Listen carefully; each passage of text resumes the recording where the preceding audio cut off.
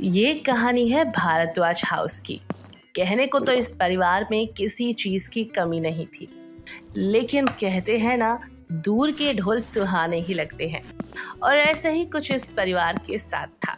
इस परिवार में दिखाने के लिए खुशियां तो बहुत थी, लेकिन असल में खुशियों का खा भी नहीं था, क्योंकि इस घर में बच्चा नहीं था। और ऐसे ही एक दिन सुमित्रा अपने दरवाजे के बाहर बैठी थी। तभी उसकी एक सहेली उसके पास आती है और उससे कहती है, सुमित्रा, क्या हुआ? तू इस तरह घर के बाहर क्यों बैठी है? कुछ नहीं, बस यूं ही घर में अकेली बोर हो रही थी, तो सोचा क्यों ना घर के बाहर ही बैठ जाऊं। वैसे भी गली के बच्चों को खेलता हुआ देखकर मुझे काफी अच्छा लग रहा है। सुमित्रा, अगर ऐसी बात है तो तू मेरे घर आ जाया कर। वैसे भी मेरे घर में मेरी बहू की एक छोटी बेटी है, बहुत नटखट है वो। पर तू आएगी ना तो बहुत मजा आएगा उसे भी और तुझे भी। इस तरह दोनों आपस में थोड़ी देर तक बातें करते रहते हैं और थोड़ी देर बाद सुमित्रा की सहेली अपने घर चली जाती है। शाम को जब सुमित्रा की बहू नेहा अपने पति विवेक के साथ घर आती है, तो वहाँ पर सास को अकेला बैठा देखकर उससे कहती है, माँ जी, आप यहाँ अकेले क्यों बैठी हैं? अब अकेली ना बैठूं तो और क्या करूं? इतने बड़े घर में मेरे अलावा और है ही कौन? इस घर में मैं अकेली रहती हूँ। तू है, तू भी ऑफिस चली जाती है, और विवेक है, वो भी अपने काम पर ध्यान दे रहा है। तो माँ जी, आप मुझे घुमा फिरा के बच्चे के लिए कह रही हैं। आप तो जानती हैं ना, मैं अपने करियर को लेके कितना पॉजिटिव हूँ। और तो और आप ये भी जानती हैं कि मैं बहुत जल्द ऊंचाइयों पे जाने वाली हूँ, जिसके लिए मैंने पिछले 7 साल से मेहनत करी है। अगर इस दौरान मैंने बच्चा कर लिया तो मेरा सारा करियर बर्बाद हो जाएगा। उम्मीद करती हूँ कि आप मेरी चीजों को समझेंगी। सुमित्रा की उदासी भरे स्वर को सुनकर नेहा अपना सामान वहीं रख देती है और अपनी सास के पास बैठकर अपनी सास को हंसाने की कोशिश करती है, लेकिन सुमित्रा नहीं हंसती और वो अपनी बहू से कहती है, बहू, मैं इस घर में अकेली रहती हूँ, मन नहीं लगता बिल्कुल भी।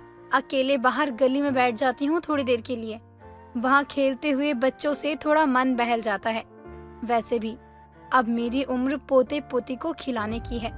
तुम दोनों इस घर के वारिस के बारे में क्यों नहीं सोचते? नेहा तो वहां से चली जाती है और एक बार फिर बेचारी सुमित्रा चुप होकर टीवी देखने लगती है। समय गुजरता है और गुजरते समय के साथ सुमित्रा का अकेलापन ही बढ़ता जा रहा था। और ऐसी ही देर शाम नेहा और विवेक घर आते हैं, जहां वो इतने बड़े घर को खाली देखते हैं।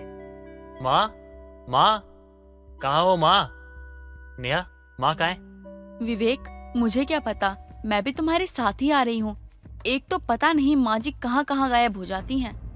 शाम से रात हो चुकी थी, लेकिन सुमित्रा अब घर पर नहीं आई। सुमित्रा की चिंता में विवेक और नेहा हर जगह अपने रिश्तेदारों को फोन करके पूछ रहे थे कि कहीं उनकी माँ उनके घर पर तो नहीं चली गई। लेकिन तभी सुमित्रा को एक छोटे बच्ची को अपनी गोद में लिए हुए घर आता हुआ वो देखते हैं और वो उसके साथ वहीं पर खेलने लगती है। ये देखकर नेहा और विवेक एक दूसरे की शक्ल देखने लगते हैं, जिसके बाद माँ, इतनी रात हो चुकी है, कहाँ से आ रही हैं आप? और ये बच्चा किसका है? ये पड़ोस वाली की पोती है। देख कितनी सुंदर है। तुझे पता है, बहुत शरारती है ये, लेकिन इसके साथ खेलने में बहुत मजा आता है। अपनी माँ का ये खिलखिला बर्ताव देखकर कहीं ना कहीं विवेक को भी अच्छा लगता है और वो भी उस बच्ची के साथ खेलने लगता है। समय गुजरता है। गुजरते समय के साथ अब नेहा और विवेक को भी समझ आ रहा था कि सुमित्रा की बढ़ती उम्र के साथ वो अकेलापन महसूस कर रही थी। इसलिए नेहा और विवेक ज्यादा से ज्यादा अपनी माँ के साथ समय बिताने लगते हैं। और ऐसे ही एक दिन संडे का दिन था। सभी लोग घर में थे, लेकिन नेहा की तबीयत अचानक से खराब हो जाती है और वो बेहोश हो जाती है। उसको बेहोश देखकर विवेक तुरंत उसे कमरे में ले जाता है और डॉक्टर को बुलाता है। मिस्टर विवेक, घबराने या डरने की कोई भी बात नहीं है। आपकी वाइफ प्रेग्नेंट है, आप इनका अच्छे से ख्याल रखिएगा। डॉक्टर के मुंह से नेहा की प्रेगनेंसी की बात सुनकर विवेक तो मानो खुशी से फूला नहीं समाता और वो ये खुशी अपनी माँ को सुनाने के लिए जाता है। माँ, माँ, माँ, माँ, आज मैं बहुत खुश हूँ। आपको पता है, जिस आस में इतने सालों से आप बैठी हो ना, वो पूरा होने वाला है। विवेक, ये क्या बोल रहा है तू? मुझे कुछ समझ नहीं आ रहा। सीधे सीधे बता, क्या बात है? बहू की तबीयत तो ठीक है ना?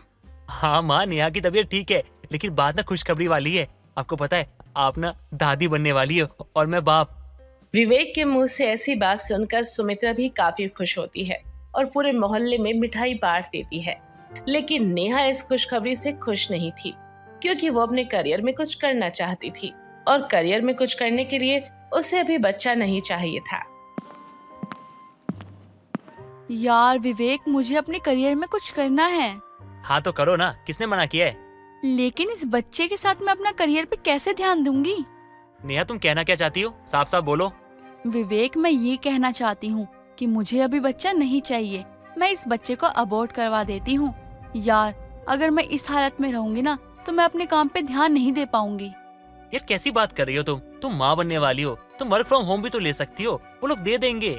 यार तुम्हें जो भी करना है घर से करो ना, तुम्हें दिक्कत ही क्या है? पर विवेक, मैं नहीं कर सकती घर से काम, क्योंकि मुझसे नहीं होगा ऑफिस का काम घर बैठे बैठे। तो कान खोल के तुम भी मेरी बात ध्यान से सुनो। ये बच्चा मुझे चाहिए अपनी माँ के लिए, तो ये बच्चा जन्म लेगा, समझी तुम? शादी को 7 साल हो गए, तुमने कहा बच्चा नहीं चाहिए, तो मैंने बच्चे के लिए कभी जिद भी नहीं की। लेकिन अब बहुत हो गया है। अब मुझे और मेरी माँ को इस घर का वारिस चाहिए, तो ये बच्चा जन्म लेगा। अगर तुमने इस बच्चे को अडॉप्ट किया ना, तो तुम्हारा और मेरा रिश्ता हमेशा के लिए मैं खत्म कर दूंगा।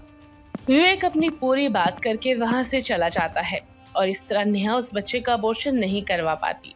समय गुजरता है।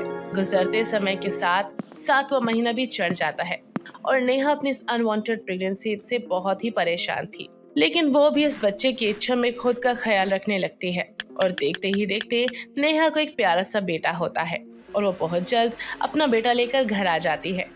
मेरा पोता कितना सुंदर लग रहा है, बिल्कुल अपने बाप पर गया है। माँ, सही कहा आपने, ये मेरा राजकुमार है, बिल्कुल मुझ पे गया है।